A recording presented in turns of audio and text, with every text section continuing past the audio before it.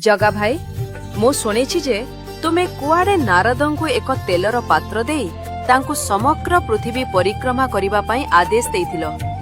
एहा पछर रहस्य कोन? सुभद्रा, थरे नारद गर्वरे मो पाखकु आसी मते पचारिले जे प्रभु मु दिन राति आपनक नाम जप करुछि, तेणु सेही दृष्टिरु समग्र ब्रह्मांड रे मु ही आपनक सबुठारु बड़ भक्त अटे।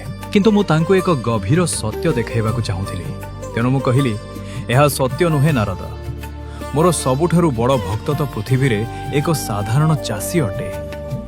एहा सुनी नारद दुख और क्रोधरे पृथ्वी पुष्टकु से चासी पाखकु चलीगले। से जानिबाकु चाहुथिले जे एक साधारण चासी किपरि मो प्रभुंकर सबुठु बड़ भक्त होई पारे। नारद सेठारे देखिले जे चासीटी सकालु उठी मो निकटरे प्रार्थना करे। दिन सारा से निज कामरे व्यस्त रुहे एवं रातिरे सोइबा पूर्वरु से पुनश्च मो निकटरे प्रार्थना करी सोई जाए। नारद चासी को देखि फेरी आसी मो पाखरे छिड़ा हेले। खरे असंतोष, आखिरे जिज्ञासा। प्रभु मु दिन सारा आपनक नाम जप करे, किंतु से चासी से तो दिन को मात्र 2 थर आपनक मने पकाए, तथापि आपण ताकू मोठू बड़ भक्त बोली मानुचंती। यह कोन न्याय प्रभु? एहार उत्तर देबा पई मु नारदंकु एक कार्य देली।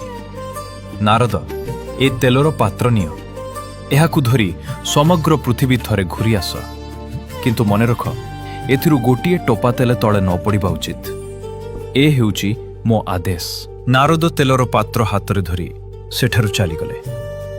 प्रथमे से समस्त पर्वत अतिक्रम कले, परे से नदी पार हेले एवं शेषरे समस्त वन जंगल देई समग्र पृथ्वी परिक्रमा कले। नारद अंतरे फेरी आसिले। हातरे थिला तेलर पात्र, गोटिए टोपा तेल मध्य तले पड़ी नथिला। से कहिले, प्रभु आज्ञा पूरण हेला। अति उत्तम नारद, एबे गोटिए कथा कुह, ए यात्रारे तुमे मोते केते थर स्मरण कल? नारद चुप होई गले। मुंड नुआई धीरे धीरे कहिले, पहिले प्रभु थरे भी नुहे, मो पूरा ध्यान एही पात्र उपरे थिला। नारद, से चासी घरर भार, जमीर चिंता, संसारर समस्त जंजाल सत्वे दिन आरंभ हुए मो नामरे, दिन शेष हुए मो नामरे। हृदय भितररु मते डाके, सेही तो प्रकृत भक्ति।